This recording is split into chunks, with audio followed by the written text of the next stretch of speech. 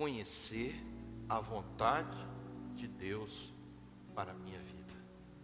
Como conhecer a vontade de Deus para a minha vida. Difícil para muitas pessoas, né? Eu quero ler então 2 textos inicialmente com vocês. Primeiro, Efésios capítulo 1, versículo 4. Vamos ler juntos? Porque Deus, está meio borrado aí, né? Não, dá para ler, vamos lá. Porque Deus nos escolheu nele antes da criação do mundo, para sermos santos e irrepreensíveis em sua presença. Efésios 1:11. Nele fomos também escolhidos, tendo sido predestinados, conforme o plano daquele que faz todas as coisas, segundo o propósito da sua vontade. Oremos.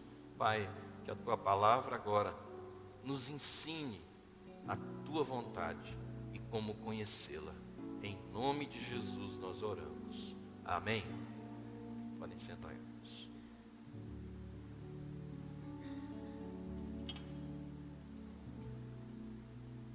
Gente, antes do mundo existir, Deus já tinha determinado o que seria melhor para nós, para você e para mim.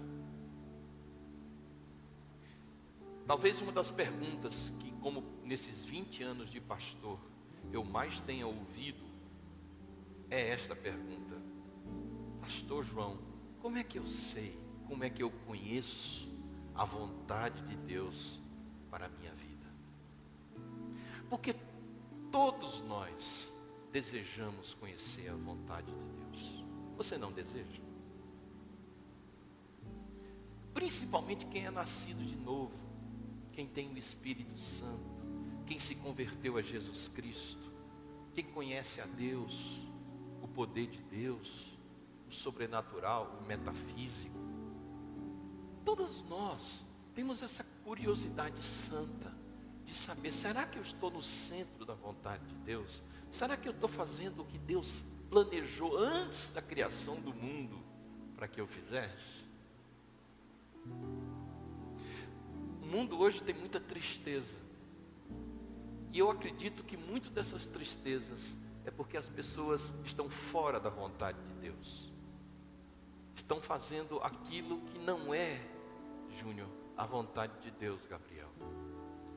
E por estar fora da vontade de Deus, eles começam a ficar confusos.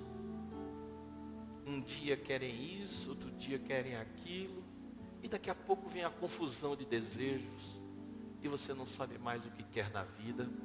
E aí, Jonas, você fica perdido. Perdido é isso. Não sei o que é melhor para mim. Eu não sei. Eu já quis isso, já quis aquilo, quero tanta coisa e não sei o que é o melhor. Daí que Jesus Cristo, Aldo, tudo bem? A viagem foi boa?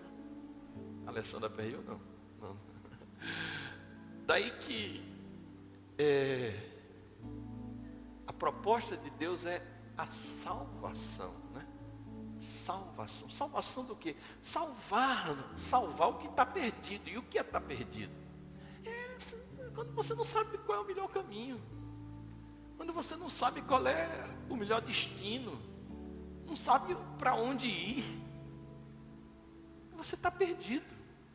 Então a proposta da Bíblia é uma proposta de salvação, mostrar para você qual é o caminho que Deus tem para a sua vida, para que você encontre paz.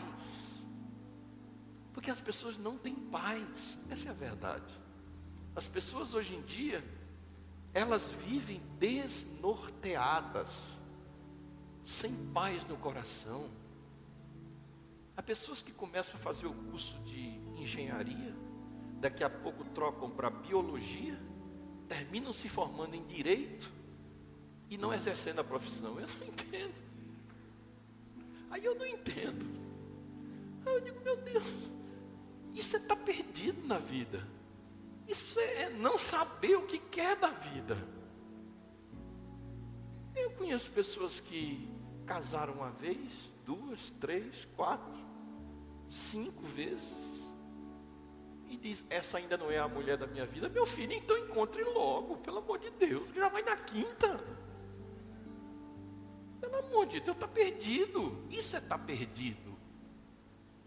Sem saber o que você quer, o que é melhor para você. A nossa juventude hoje está muito perdida, está muito perdida. Tanto é que eles vão buscar na droga asas para voar e depois descobrem que lhe tiraram o céu.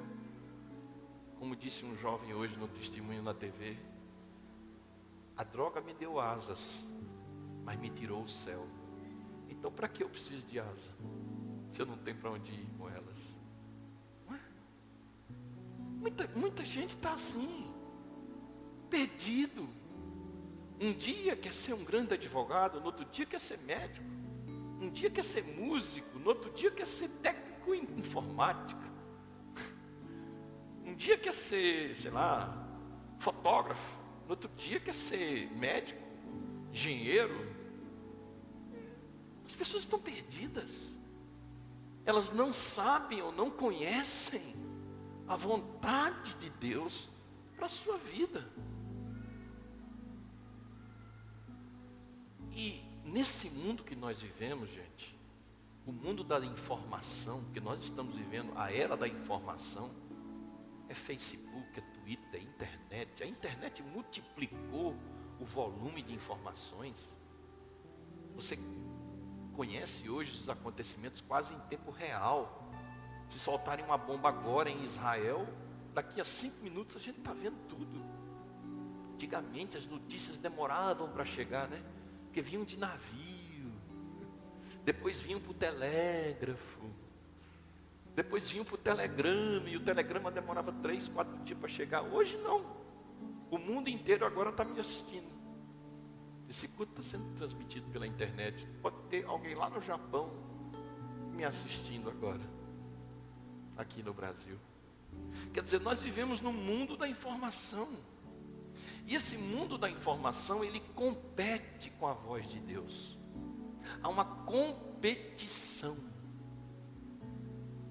Todo mundo tem direito à opinião. Todo mundo quer mostrar a sua opinião. É o mundo das opiniões. Da multiplicidade das opiniões. Então você ouve muitas opiniões, mas nunca chega a um denominador comum. Qual é a opinião certa? Então, esse mundo de informações que tende a crescer, você já viu quanta revista tem? Você já parou numa banca de revista? Aqui no Brasil, na Paraíba, gente, pare ali na esquina, numa banca de revista, veja a quantidade de revistas sobre temas diferentes ou sobre o mesmo tema que existe. O número de jornais, de portais na internet. Isso aqui, imagine nos Estados Unidos. Você para numa banca nos Estados Unidos, tem para lá de 100. Eu quero uma revista sobre culinária. O cara tem para lá de 100 revistas sobre culinária. Quer dizer, são muitas informações. Então isso compete com a voz de Deus. Como é que Deus vai falar com você no meio desse burburinho? É muito difícil ouvir uma voz no meio de várias vozes, não é? Se está todo mundo falando aqui, como é que eu vou ouvir? Por exemplo, se eu disser assim, como é seu nome? Aí todo mundo disser ao mesmo tempo, vai ser muito difícil eu ouvir o nome de pelo menos um de vocês. Alguém vai ter que falar mais alto para eu ouvir. Não é assim? Então o mundo hoje está assim. Está todo mundo falando. Está a televisão falando. Os sindicatos falando, os governos falando, a oposição falando. Todo mundo fala. E Deus também. Só que no meio disso tudo, você não consegue discernir, diferenciar, distinguir a voz de Deus. E você às vezes confunde a voz do mundo com a voz de Deus, confunde a sua voz com a voz de Deus, confunde a voz da sua necessidade com a voz de Deus, Roberto. Confunde muitas coisas com a voz de Deus. E sabe qual é a coisa mais triste do mundo? E eu vejo isso. O cara vai... O tempo é cruel, né, gente? O tempo não para, como dizia o poeta. E aí a gente vai ficando velho. E não sabe para onde está indo. E não sabe se está fazendo certo. E não sabe se está no melhor caminho. Não sabe se casou com a pessoa certa. E vai envelhecendo, envelhecendo, envelhecendo. Daqui a pouco, com 60, 70 anos de idade, você quer começar a vida de novo. Não dá mais tempo. Não dá para começar a vida toda de novo com 60, 70 anos de idade. Está na hora de se aposentar já. De descansar, você não tem nem vigor físico para isso. Por isso que é muito importante você saber se você está no centro da vontade de Deus, meu filho, minha filha. Porque você pode gastar a única coisa que não volta, o tempo. O tempo é o bem mais precioso da vida. Eu assisti um filme outro dia, muito interessante. Eu não sei como é que é o nome em português, porque eu peguei o DVD americano e só tinha o nome em inglês, In Time, né, no tempo. E eu achei o filme riquíssimo, porque é com aquela Amanda Seyfried e aquele cantor Justin Timberlake, né, americanos, em que a moeda era um país onde a moeda era o tempo. Quando você fazia 25 anos de idade, você não envelhecia mais, mas também você tinha seus dias contados aqui no braço. Alguém assistiu esse filme? Assistiram, né? Você tinha seu tempo aqui. E quanto mais rico você fosse, mais tempo você podia comprar. Então tinha gente que já tinha 1 milhão de anos e ia viver quase uma eternidade. Mas tinha gente que só vivia 25, 26. Então, essas pessoas que tinham 1 milhão de anos para viver, elas faziam as coisas bem devagarzinho. Elas andavam na rua assim, ó. Ela tem 1 milhão de anos para fazer, né? Tem pressa. Mas aqueles pobres que moravam nos guetos, que só tinham 25 anos para viver, faziam tudo depressa. Inclusive um dos protagonistas disse assim: você conhece a diferença do rico do pobre? Para o pobre é isso, porque o pobre vive apressado e o rico não tem pressa. O rico não de dinheiro, o rico de tempo. Ele não tem pressa. Ele não tem pressa. Quem tem pressa é quem acha que não tem tempo. Agora, sabe o que é o pior? É que nós não temos tempo. Não tem como comprar mais. Ah, se fosse verdade aquele filme, né? Como é que a gente vai comprar o tempo? Será que eu posso comprar mais 50 anos para mim? Você me vende os seus 50? Nem que você quisesse, né? Como é que você ia passar para mim seus 50 anos? Não tem como passar. Eu comprava, eu daria tudo para poder ter certeza que eu ia viver mais 50 anos. Mas não dá para eu comprar. Você vende, Gabriel, lá na loja? Vende cartucho e tempo? Só vende cartucho. Só cartucho? Ô, rapaz, hein, Araújo, tu não tem tempo não? Tu tá ficando já, né? Podia viver. Me dá uns 30 aí, cara. Ó, Nilo é um cara forte, saudável. Todo dia eu me encontro com ele na academia, né?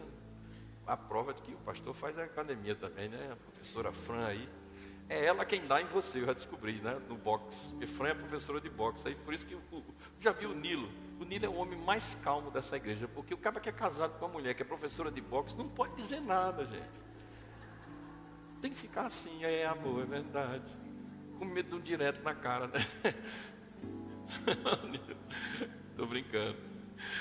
que a Fran não vai fazer isso com você, né? Lógico que não, embora ela possa, né? Mas não é? Se a gente pudesse pegar tempo dos outros, não seria bom?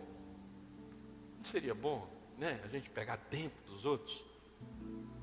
Me dá um tempo aí, Fernanda. Fernanda está bem novinha ainda. Podia arrumar um tempo, mais ou menos. Pastor, dá para vender uns 5 só. Não é? E não dá para vender tanto assim, não. Então, a gente não tem como vender o tempo. Não tem como comprar o tempo. Por isso que eu acho, Landoaldo, que é muito necessário que nós conheçamos a vontade de Deus. Você conhece? Você sabe se você está, Paula, no centro da vontade de Deus? Fazendo aquilo que antes de você nascer, Deus já tinha predestinado você para fazer? Porque é isso que o texto está nos dizendo. Que Deus, antes de você nascer, antes da criação do mundo, já tinha uma telema, que é a palavra grega para vontade, propósito, desígnio. Mas a primeira pergunta é: será que você está disponível para fazer a vontade de Deus? Diga assim: eu estou disponível para fazer tua vontade, Senhor. Isso é a primeira coisa. Você pode até saber qual é, mas se você não estiver disponível para fazer, nada adianta.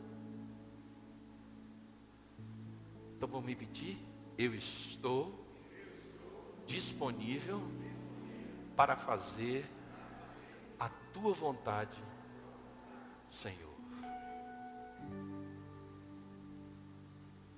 O que é a vontade de Deus? O que é a vontade de Deus?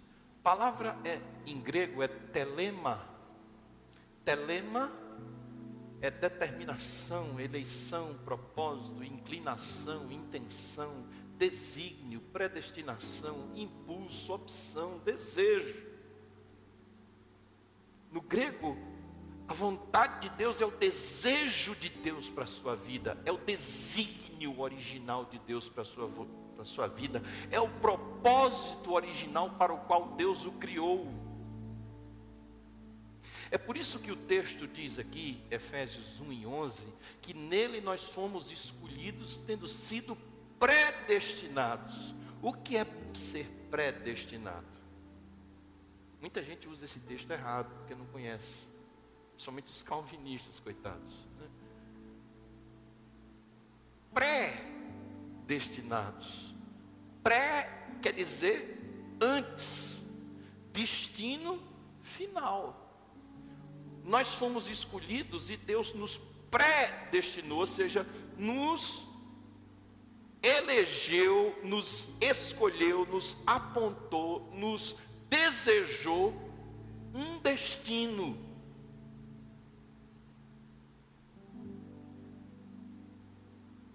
Conforme o plano daquele que fez todas as coisas, segundo o propósito da sua vontade. Ou seja, Deus tem uma vontade para cada pessoa, cada ser humano que está vivo agora nesse planeta. Deus já predestinou, ou seja, antes da criação do mundo, antes de você nascer, Ele já lhe deu um destino. Ou seja, na mente de Deus há um sonho bom para você. Na mente de Deus há uma intenção boa para você. Há um plano bom para você. Filipenses capítulo 2, verso 13. Diz assim: pois é Deus quem efetua em vocês, tanto o querer quanto o realizar, de acordo com a boa vontade dEle. Deus tem uma boa vontade para você.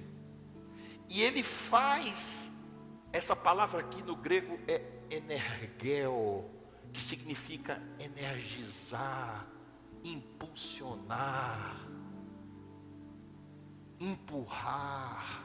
Deus conspira conosco, nos dando insights maravilhosos da vontade dEle, através da palavra, da pregação, do Espírito Santo.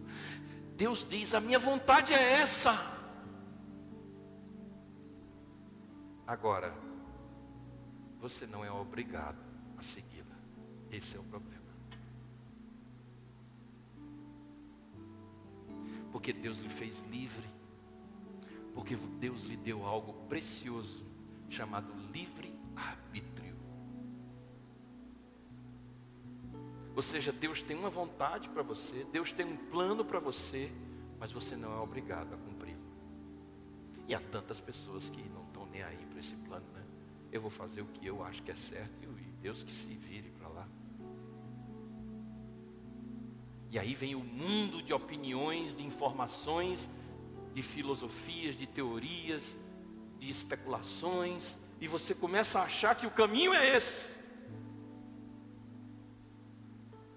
Mas nós fomos predestinados pela vontade de Deus.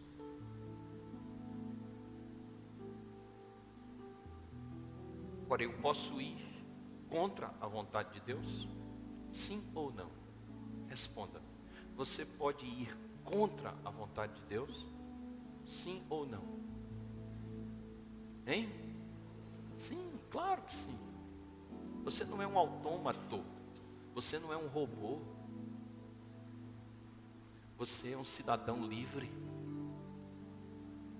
Você pode chegar aqui a hora que pode chegar, embora devia ter chegado às 7h30. A lei diz às 7h30. Mas você chegou 8. É proibido? Deveria, mas não é. E você entrou e está aqui. A vontade existe. A minha vontade é que você chegasse às 7h30. Mas você chegou 8. Fazer o quê?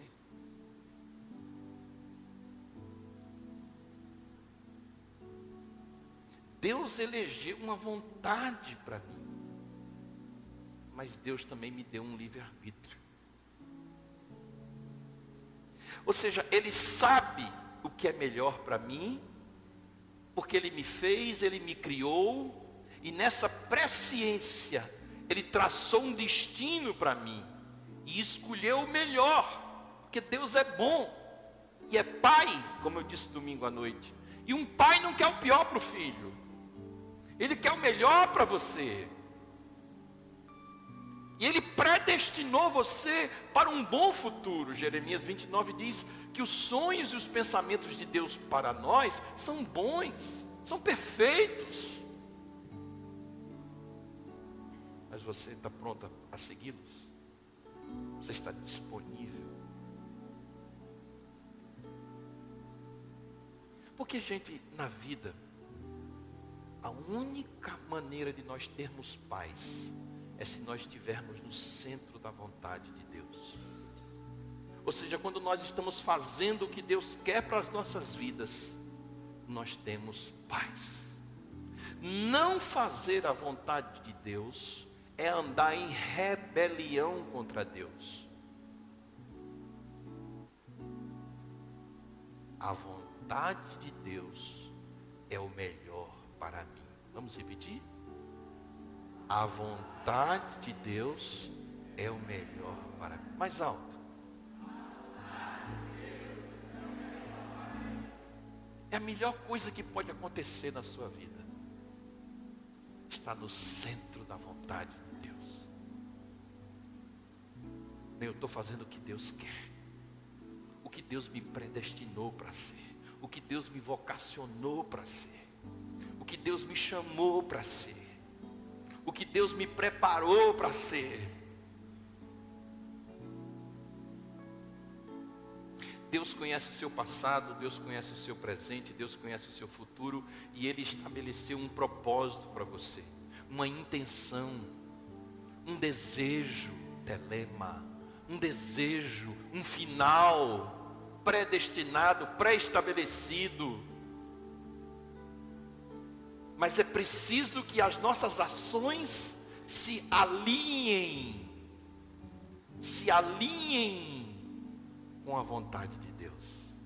O agir meu, de João Filho, precisa estar de acordo com a vontade de Deus, para que eu tenha equilíbrio na vida e paz.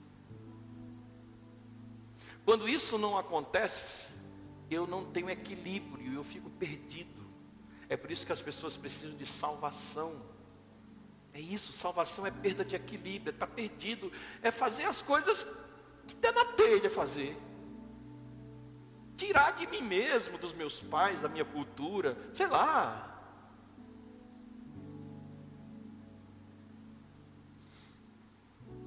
Jesus Cristo, que foi o melhor ser humano que já viveu nessa terra, com todo respeito aos demais, ele disse uma coisa na sua oração, Mateus capítulo 6, verso 10, a oração do Pai Nosso. Foi o que ele disse? Vamos repetir? Venha o teu reino, seja feita a tua vontade, assim na terra como no céu. Ou seja, ele sabia que existia uma vontade de Deus. Lá no céu tem uma vontade de Deus. Mas o problema é que nós humanos, nós homens, não gostamos de fazer a vontade de Deus. O que a gente gosta às vezes é fazer a nossa vontade. Não é assim? O que está na telha, chutar o pau da barraca e ir embora. Passar por 5 cursos, casar 10 vezes, 9 vezes, como Vinícius de Moraes. O que a gente quer é viver nossas pulsões, nossas paixões. Saber de vontade de Deus, rapaz. Eu quero ter prazer, mas aí não tem satisfação, não tem limite. O prazer não encontra limite, não encontra satisfação, porque se você me disser assim, pastor, o Freud dizia isso, né?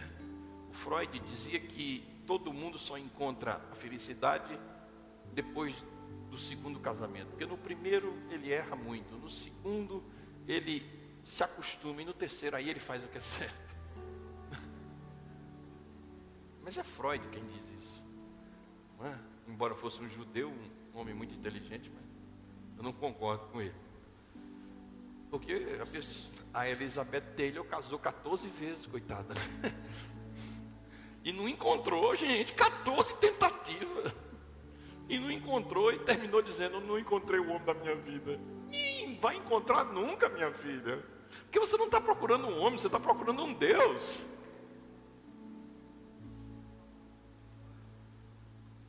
Não adianta. Nós nos casamos com as nossas expectativas e não com a pessoa real. Nós casamos com o ideal e vamos dormir com o real. Esse é o problema. Porque não conhecemos a vontade de Deus, do Criador, para as nossas vidas. Efésios capítulo 2, verso 3, está escrito o seguinte: anteriormente, todos nós também vivíamos entre eles, satisfazendo as vontades da nossa carne, seguindo os seus desejos e pensamentos. Como os outros, éramos por natureza merecedores da ira. Veja, antes, todos nós vivíamos satisfazendo a nossa vontade, a vontade da carne. Ou seja, Paulo está dizendo aos Efésios, há um conflito diário entre a vontade de Deus e a sua vontade. A sua vontade é a vontade da carne, a vontade de Deus é a vontade do Espírito. Fazer a minha vontade e não a vontade de Deus é autossuficiência, é rebelião. Porque só o Pai, só o Criador sabe o que é melhor para o Filho. Isso me faz lembrar a história do japonês. Foi um fato que foi contratado por uma grande empresa de São Paulo para consertar uma máquina numa indústria em São Bernardo do Campo. Porque todas as pessoas que já tinham tentado consertavam e a máquina quebrava de novo. E cobravam milhares de reais. E o empresário já estava indo à falência. E ele precisava que a máquina funcionasse. E ele ligou para a fábrica no Japão. E o cara disse: bem, o criador da máquina é seu fulano de tal. Ele vai consertar.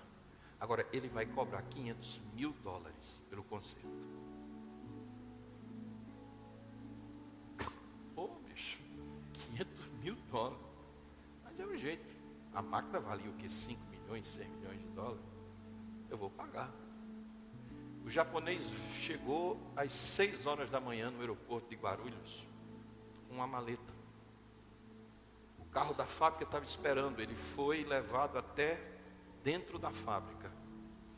Ele olhou para a máquina, tirou uma chave de fenda, entrou ao lado da máquina, abriu, apertou um parafuso, fechou e disse: está pronto.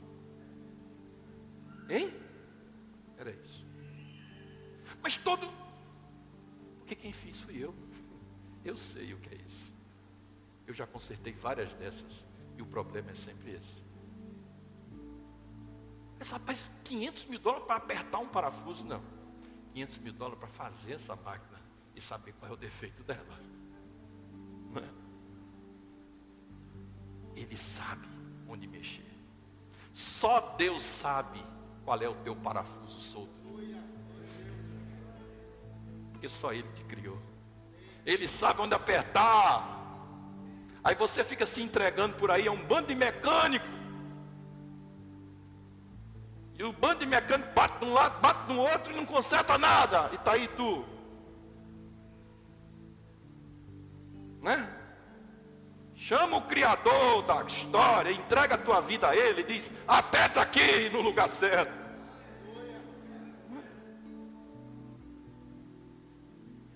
Deus, eu estou com um parafuso solto, me diga onde é. Tem gente que sabe que está com um parafuso solto, né? Toda semana eu ouço alguém dizer: rapaz, eu estou meio com um parafuso meio solto. Aí você vai atrás da droga, da bebida, do sexo, do namoro. Esses mecânicos não resolvem não, meu amigo. Só quem resolve é o japonês. Ele que criou a máquina. Ele sabe qual é o parafuso. São milhões de parafusos aí dentro.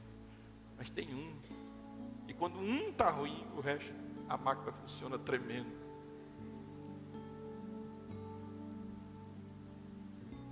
É por isso que Jesus Cristo dizia em João 4,34.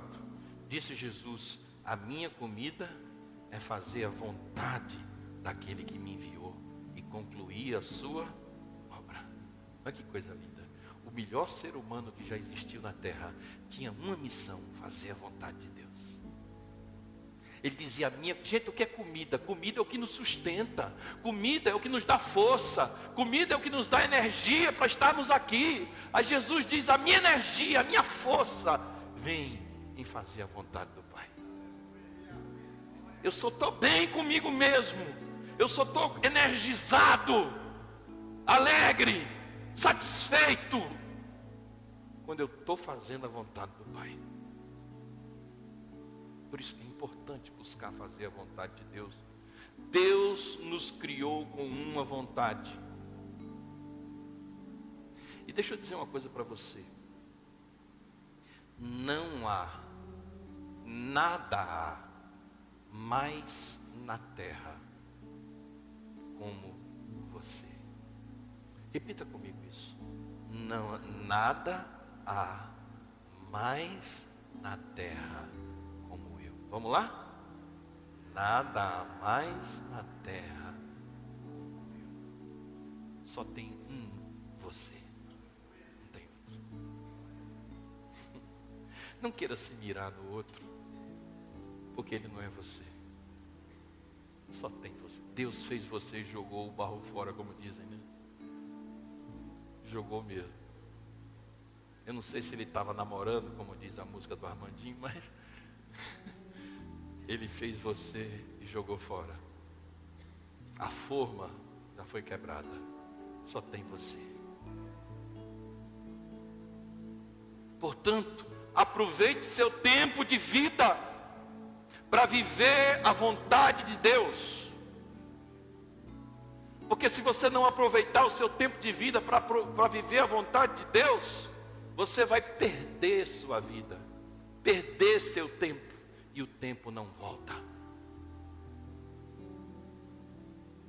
É a única coisa que você não consegue comprar de volta. Você perde os cabelos, hoje tem até implante, né? Você bota de novo. Perde a saúde, faz uma operação, melhora. Perde dinheiro, toda semana ganha tudo de novo. Agora, o tempo que você perdeu, você nunca mais vai recuperar. Pode ter o dinheiro que tiver, o tempo não volta. Ninguém compra tempo.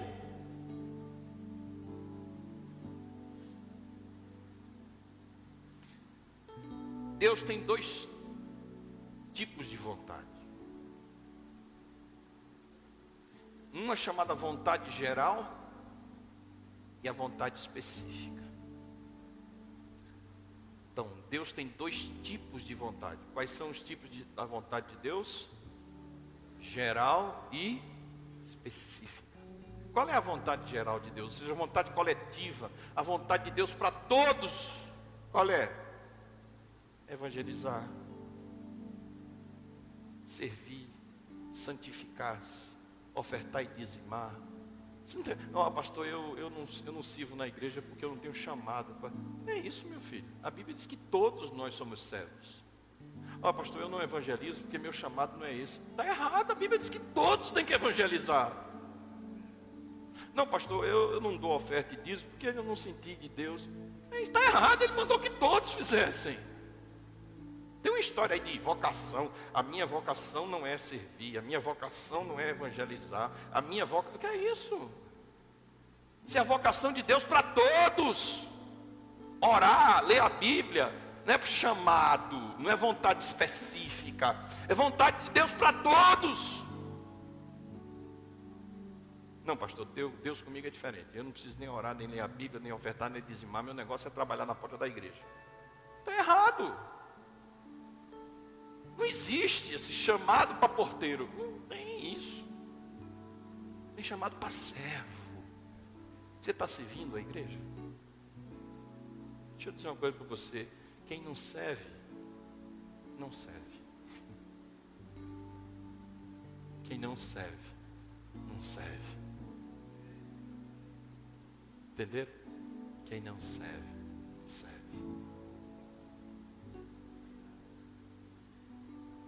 Não há chamado para servir. Todos já fomos chamados para servir. Não há chamados para santificar. Todos fomos chamados para se santificar. Agora existe um propósito específico, diferente, pessoal de Deus para cada um de nós. Além da vontade geral, existe a vontade pessoal. Romanos capítulo 12 diz 3 características da vontade pessoal de Deus para você. Diz assim o verso 1: Portanto, irmãos, rogo-lhes pelas misericórdias de Deus, que se ofereçam em sacrifício vivo, santo e agradável a Deus. Este é o culto racional de vocês. Verso 2, preste atenção. Não se amoldem ao padrão deste mundo, mas transformem-se pela renovação da sua mente, para que sejam capazes de experimentar e comprovar. Experimentar e comprovar a boa, agradável e perfeita vontade de Deus. Então a vontade de Deus tem 3 características. Ela é boa, agradável e perfeita. Vamos repetir? Quais são as 3 características da vontade de Deus? Ela é... Pastor, como é que eu sei se eu estou no centro da vontade de Deus? 3 filtros. Ela é boa, é perfeita, é agradável, é perfeita. O que é ser boa? Boa é útil, salutar, distinguível, honrável, inclui o bem em todos os sentidos. Quando você está casado com alguém segundo a vontade de Deus, esse casamento vai ser bom para você. Quando você está trabalhando num lugar que é o centro da vontade de Deus, esse trabalho é bom para você. Agora preste atenção. Cuidado. É bom não significa, ser bom não significa que não tem problemas. Cuidado. Porque tem pessoas que estão muito bem casadas, mas têm problemas. Porque nada nesse mundo nos é dado sem perseguição e lutas. Nada. Se você quiser fazer um casamento sem perseguição e lutas, você vai casar com, sei lá, com um fantasma. Não é? Agora, no fim, isso vai ser bom para você. No fim, isso vai lhe agregar valor. Vai lhe tornar uma pessoa melhor. Vai lhe ser uma pessoa mais honrada. Isso é bom para você. Aquela pessoa, Teixeira, é boa para você. Você casou com a pessoa de Deus para você. Aquela pessoa me faz bem, eu faço bem a ela. E mesmo nas nossas lutas e tribulações, no fim, sempre sai uma coisa boa. Agora eu tenho crises, eu tenho vontade de ir embora. Tem dias que eu acho que eu não amo. Tem dias que eu quero dar uma tapa. Mas você sabe que isso é bom.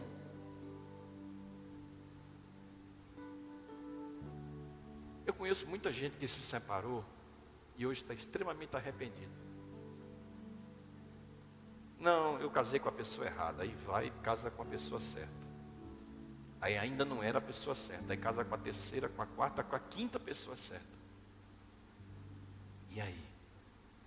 Deu no quê? Continua ruim. Porque bom não significa que não vai ter problemas.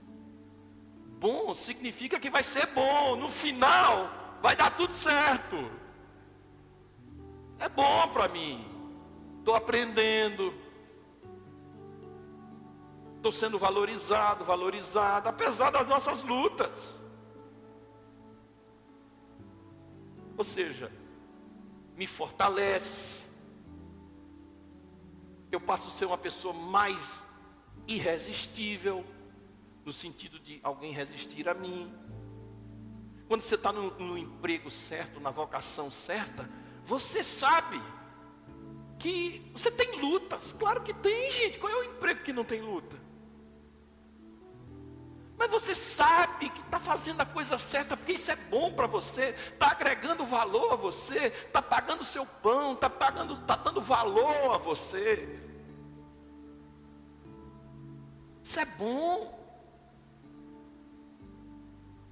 Isso é bom, isso agrega alguma coisa a você.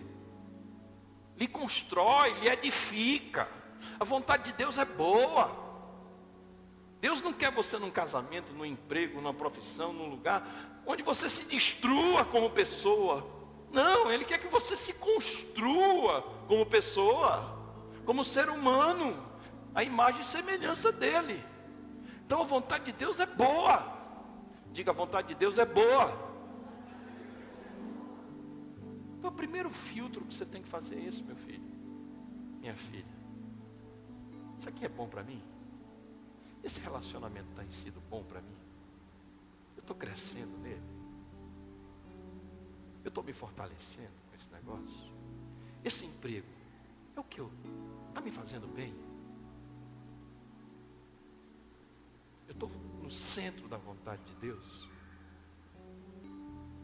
Porque Deus não ia abrir uma porta para você para lhe destruir, né?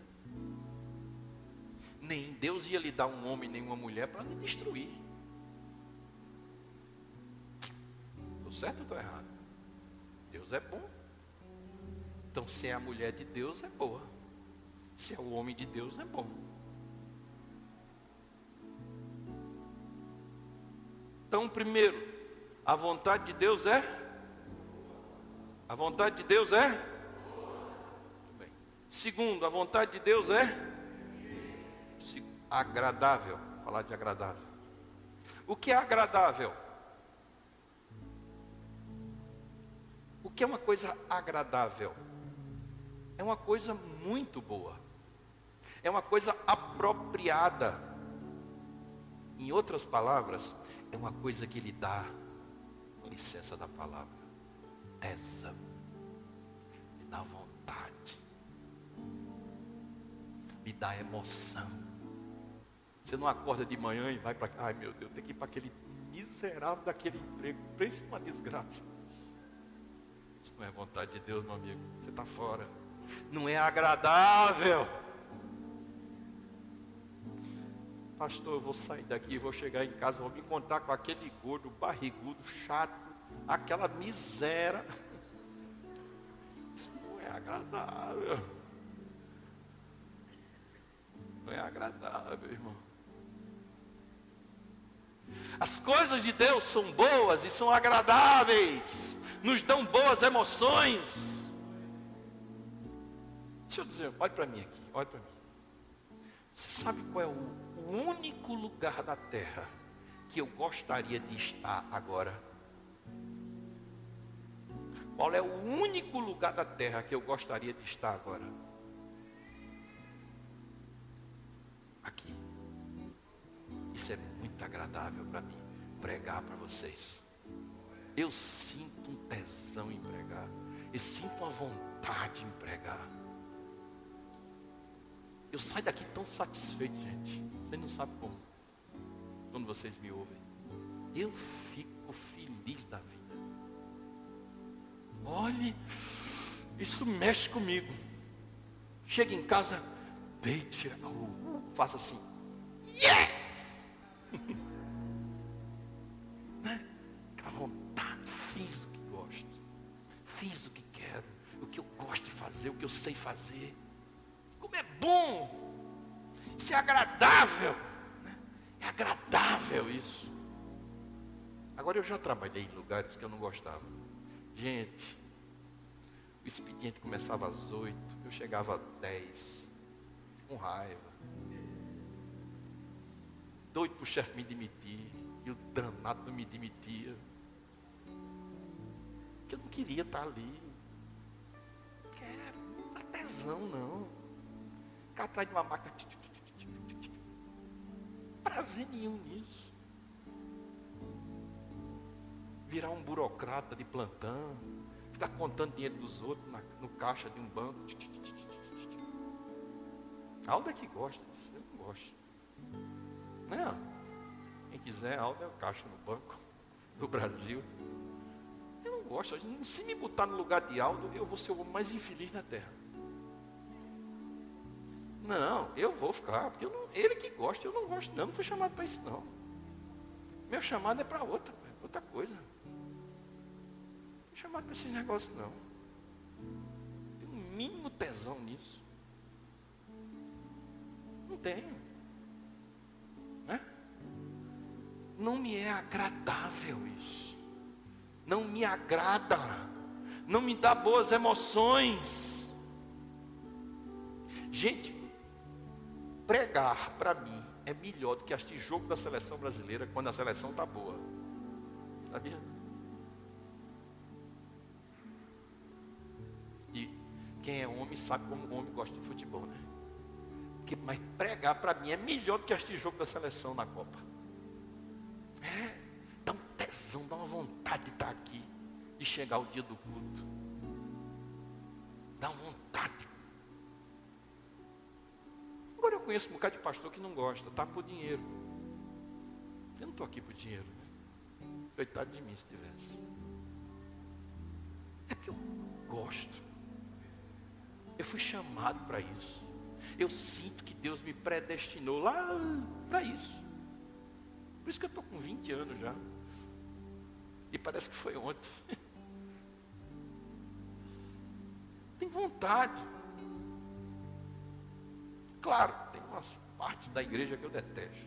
O negócio de ficar administrando, bronca, essas coisas. Horrível, né? Mas faz parte. Fazer o quê? Mas tem uma coisa boa nisso, que é eu poder ensinar, que eu poder pregar.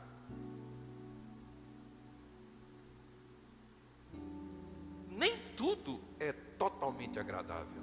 Tem um lado de luta. Ou vocês acham que eu não lutei muito para estar aqui? Para ter continuado durante 20 anos? Muita luta, muita.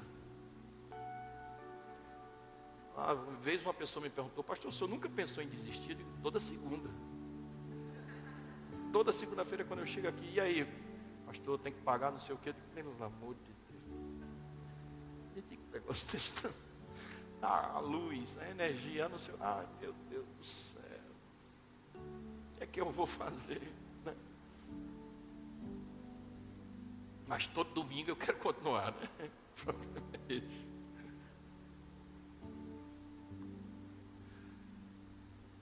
Sabe por quê, gente? Porque o nosso combustível é a esperança. Nós somos seres movidos à esperança. Nós precisamos de profetas, porque os profetas, eles nos falam de esperança. Nós esperamos, nós cremos no futuro melhor, cremos que Deus vai estar conosco. Nós estamos fazendo e sabemos que vamos crescer nessa área, crescer nisso, crescer naquilo. Eu quero ter filhos, eu quero fazer uma viagem com meus filhos, eu quero um dia ter um carro melhor, eu quero ter uma casa melhor, eu quero poder dar um conforto para mim, para minha esposa. Eu espero boas coisas. Isso é que nos move. Esperança. Quando a gente está no centro da vontade de Deus, a gente tem esperança dentro de nós, nos movendo. Eu estou por aqui, mas eu sei que eu vou conseguir chegar onde eu quero. Eu espero em Deus. É interessante que essa palavra agradável, ereustel, no grego, é a mesma palavra para manter em suspense. Ou seja, a coisa agradável é uma coisa que está em suspense. Eu estou só vivendo a suspense ainda. Vai chegar, não chegou ainda, mas vai chegar. É uma coisa agradável. Agradável para mim. Tenho uma maior alegria nisso. É uma coisa apropriada. Diga: nós vivemos de esperança. Então, onde você está trabalhando, com quem você está casado, tem que ser um lugar de esperança, para ser o centro da vontade de Deus. Porque a vontade de Deus é boa, mas também ela é agradável. Tem lutas? Tem, claro que tem. Mas tem esperança. No fim, eu ganho. No fim dá certo. E como diz o Fernando Sabino, se não deu certo é porque não chegou o fim ainda. No fim vai ser legal, no fim vai dar certo. Isso é esperança. Você sabe que está no centro da vontade de Deus quando essa esperança vibra, pulsa dentro do seu coração. Quando você não tem mais esperança, você já perdeu o centro da vontade de Deus.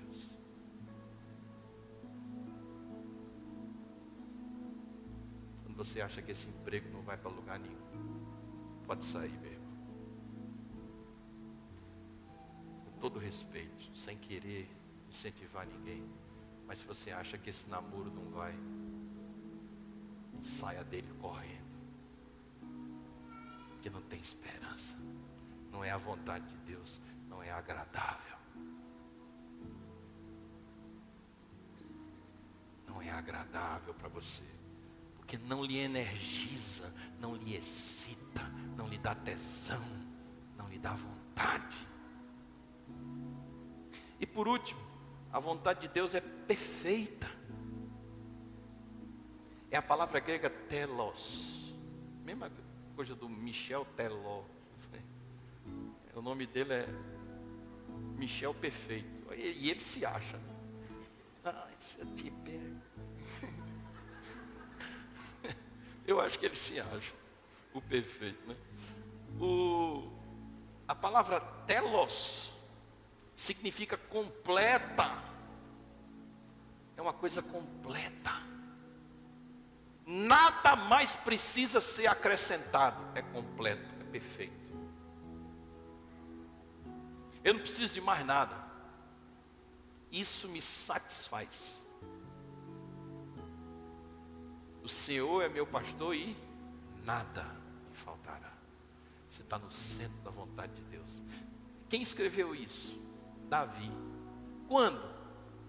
Quando estava sendo perseguido com a cabeça a prêmio pelo rei Saul. Ele, escondido numa caverna, pegou um papiro e um nanquim e colocou assim: o Senhor é meu pastor e nada me faltará. Como é que um homem numa situação dessa escreve isso, gente? Porque ele sabia que apesar da luta e da perseguição, ele estava no centro da vontade de Deus. Não preciso de mais nada. Deus é tudo para mim. Deus é o meu basta. Deus é o meu bastante. Eu já tenho o que eu preciso. Isso é o que eu estou, onde Deus quer que eu esteja. E isso me é suficiente para ser feliz. Eu estou casado com uma pessoa problemática, mas que me é boa e que me é agradável. Portanto, isso é perfeito para mim. Não é? Meu marido é um miserável, mas eu amo aquele miserável. E ele é bom para mim e eu sou boa para ele. E a gente se dá tão bem que a gente passa tribulação, passa lutas, mas a gente não sabe viver sem um e sem o outro. Não é? Isso é a vontade de Deus. Porque ela é agradável e ela é perfeita. Ela é completa. Completa. Vamos ficar em pé na presença de Deus.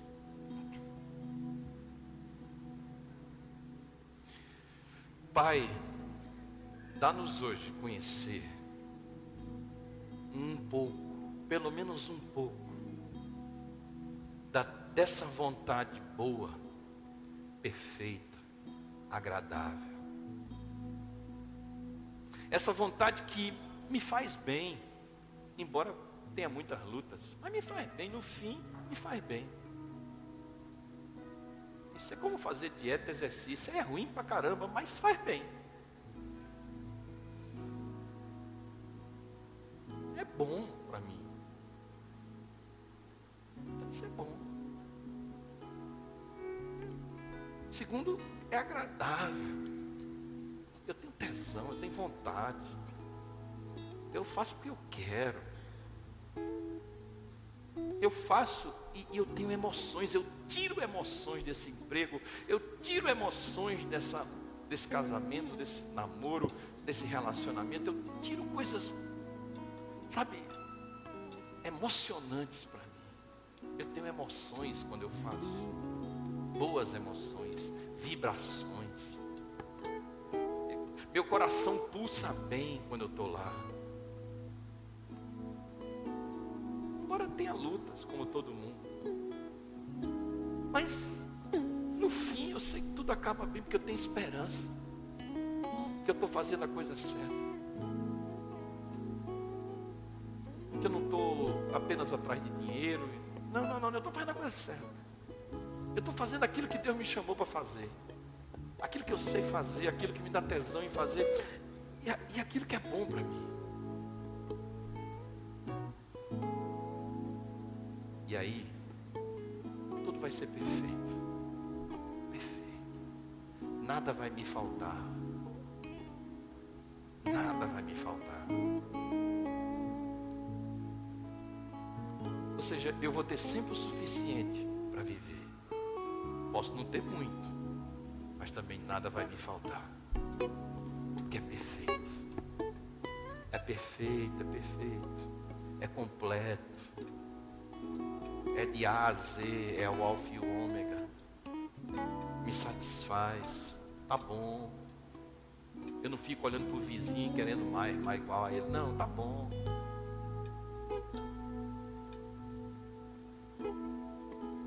Isso sim, Pai, é a tua vontade boa, agradável e perfeita.